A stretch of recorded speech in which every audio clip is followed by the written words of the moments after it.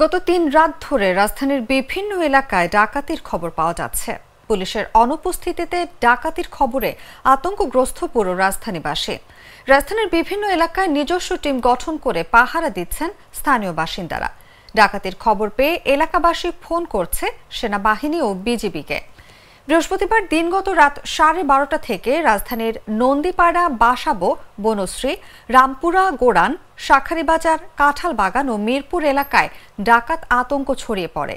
এসব এলাকায় মসজিদে মাইকিং হচ্ছে, সবাইকে সতর্ক করা হচ্ছে। স্থানীয় বাসিন্দারা জানায়, ডাকাত দল এলাকায় প্রবেশ করে শুনেই সবাই সতর্ক হয়। এমন সময় সেনাবাহিনী ও বিজিবির দেওয়া জরুরি নম্বরে ফোন করেন অনেকেই। কাঁঠালবাগান এলাকায় ডাকাতের খবর পেয়ে সেনাবাহিনীর টহল দল যায়।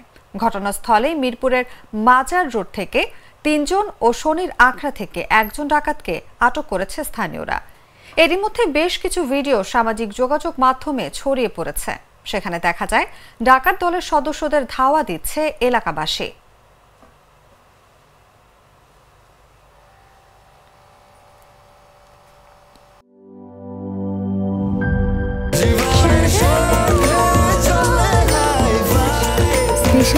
স্বাস্থ্যকর অল টাইম ফ্যামিলি কেক, সব সময় অল টাইম হেলদি লাইফ।